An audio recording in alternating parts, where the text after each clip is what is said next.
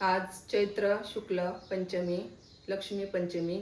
आज आईने आपल्या मुलाच्या अभ्यासात प्रगतीसाठी कोणती सेवा करावी?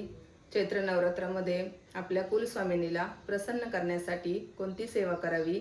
तसेच लक्ष्मी मातेला प्रसन्न करण्यासाठी आपण आज कोणती सेवा करू शकतो, हे या व्हिडिओमध्ये बघूया. चला तर व्हिडिओला सुरुवात करूया. सर्वांना श्री स्वामी समर्थ. अवधूत चिंतन श्री गुरुदेव दत्त.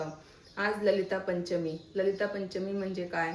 तर आज आपल्या मुलांच्या जिभेवर दर्भाच्या काडीने किंवा सोन्याच्या काडीने, किंवा जर हे दोन्ही भेटत नसेल तर आपण तुळशीच्या काडीने आपल्या मुलांच्या जिभेवर ती काडी मधात बुडवायची आहे आणि आपल्या मुलांच्या जिभेवर आपण एम हा सरस्वती मातेचा बीजमंत्र आहे, हा तो लिहायचा आहे. याने काय होतं तर यांनी आपल्या मुलांची बुद्धी तल्लख होते, अभ्यासात प्रगती होते, त्यांना अभ्यासात चांगले मार्क्स मिळतात. आता फक्त एम हा सरस्वती मातेचा जो बीजमंत्र आहे ते लिहून नाही चालत, त्यात अभ्यासही करायला पाहिजे.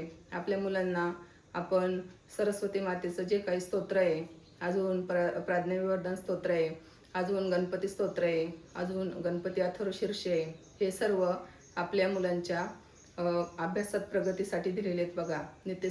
नित्यसेवा या ग्रंथामध्ये ते आपण त्यांच्याकडून रोज पाठ करून घ्यायचे किंवा वाचून घ्यायचे किंवा आपण बोलून त्यांना ऐकवायचे. हे सर्व केल्यावर त्यांना नक्कीच अभ्यासामध्ये चांगले मार्क्स मिळतील, हा माझा विश्वास आहे. कारण मीही हेच करते माझ्या मुलांसाठी आणि त्याचा रिझल्टही मला भेटलेला आहे. त्यामुळे सर्वांनी तुम्ही ही सेवा आवर्जून करा. तर आता ही झाली सरस्वती मातेचा बीजमंत्र. आता पुढली सेवा कोणती आहे तर लक्ष्मी पंचमी आहे आज. तर आपण लक्ष्मी मातेला प्रसन्न करण्यासाठी कोणत्या सेवा करू शकतो? तर सर्वांनी बघा, आज दिवसभरामध्ये लक्ष्मी मातेचा जे काही मंत्र स्तोत्र आहेत, लक्ष्मी गायत्री, विष्णू गायत्री, कमलात्मक मंत्र, अजून जे काही आहेत मंत्र ते आपण श्रवण करू शकतो, पठण करू शकतो. अजून विष्णू सहस्रनाम आहे तेही आपण करू शकतो, व्यंकटेश स्तोत्र आहे तेही करू शकतो. म्हणजे संध्याकाळच्या वेळेस आपण ही सर्व सेवा लक्ष्मी मातेच्या चरणी रुजू करू शकतो. याने नक्कीच आपली लक्ष्मी जी काही अडलेली असेल कुठे, ती येण्याचा मार्ग मोकळा होतो.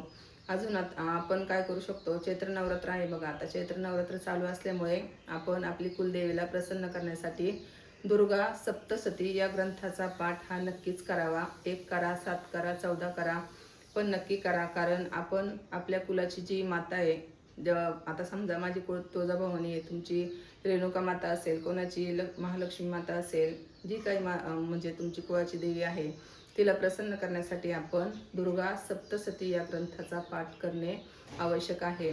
आता ज्या माझ्या माता भगिनी सर्व्हिसला आहेत, जॉब करतात, त्यांना वेळ नाही भेटत, तर त्यांनी काय करायचं आहे, तुम्ही रोज 2 अध्यायी वाचू शकता किंवा नवरनव मंत्राचा ओम ऐं ब्रीम क्लीम चामुंडाय विच्चे याचा जास्तीत जास्त जप करू शकता. या मंत्रामध्ये बघा तिन्ही देवींचा वास आहे. महाकाली, महालक्ष्मी, महासरस्वती या देवींचा वास या मंत्रामध्ये आहे. खूप प्रभावशाली मंत्र आहे हा. तुम्ही या मंत्राची सेवा नक्कीच करा. तुम्ही ही सेवा म्हणजे जेवण बनवतानाही करू शकता, कधीही करू शकता, म्हणजे जेव्हा तुम्हाला वेळ भेटेल तेव्हा करू शकता. आणि दुर्गा सप्तशती ज्यांना वेळ आहे त्यांनी हा पाठ नक्कीच करावा. आता समजा ज्यांना काही घरात अडचणी असतील, त्यांना 14 पाठांची सेवा भेटली आहे, तर त्यांनी 14 पाठ कसे करावेत. ज्यांना घरात जागा आहे त्यांनी म्हणजे एक चौरंग घ्यायचा किंवा पाट घ्या, त्यावर एक लाल कपडा टाका, त्यावर एक कलशाची स्थापना करा, कलशामध्ये पाणी घ्या, त्यात हळदी, कुंकू, सुपारी, एक नाणं टाका, साईडने एक फूल टाका, साईडने विड्याची पानं किंवा आंब्याची पानं लावा, त्यात एक नारळ ठेवा. ही झाली कलश स्थापना. आणि 2 जोड पानं घ्यायची, त्यावर एक सुपारी ठेवा, गणपती बाप्पांची स्थापना करा, देवीचा जो काही फोटो असेल तो ठेवा. अशी छान पद्धतीने मांडणी करा आणि आपले 14 पाठ हे 7 दिवसामध्ये रोज 2 पाठही करू शकता किंवा 14 दिवसामध्ये तुम्ही 14 पाठही करू शकता. त्यानंतर काय करायचं आहे, त्यानंतर आपण देवीला पूर्णावरणाचा नैवेद्य करायचा आहे आणि पुरण जे असतं ते एका ताटामध्ये थापायचं आहे. त्यावर 21 असे होल करायचे आहेत आणि त्यामध्ये तुपामध्ये बुडवून फुलवाती ठेवायच्या आहेत, त्या पेटवायच्या आहेत आणि देवीची आरती करायची आहे. ही झाली 14 पाठांची संपूर्ण सेवा. आता ही सेवा केल्यावर जे तुम्ही म्हणजे तुमचा जो काही प्रश्न होता, संकल्प होता, तो तुम्ही जो काही बोलला आहात देवीला, ते तुमचं नक्कीच पूर्ण होतो असा माझाही अनुभव आहे आणि तुम्हालाही अनुभव नक्कीच येईल. मनापासून सेवा केली की ती सेवा लवकरच आपल्या देवीच्या चरणी रुजू होते आणि देवाला काय फक्त आपला भाव महत्त्वाचा असतो. तुम्ही ती सेवा कशी करता हे महत्त्वाचं नाही आहे, पण तुम्ही ती किती मनापासून करता हे महत्त्वाचं आहे. इच्छा तिथे मार्ग नक्कीच निघतो बघा. ज्यांना खरंच म्हणजे सेवा करायची इच्छा असते तिथे मार्ग त्यांना नक्कीच मिळत असतो. तरीही अशी सेवा तुम्ही आवर्जून करा. जास्तीत जास्त नवर्ण मंत्राचा जप करा. तरीही अशी सेवा आपण कराल अशी आशा करते. आणि झालेली सेवा सर्व स्वामी समर्थ महाराजांच्या चरणी, कुलदेवतेच्या चरणी अर्पण करते. आणि या व्हिडिओमध्ये एवढंच. आता नवीन व्हिडिओसह पुढच्या व्हिडिओमध्ये भेटूया. सर्वांना श्री स्वामी समर्थ.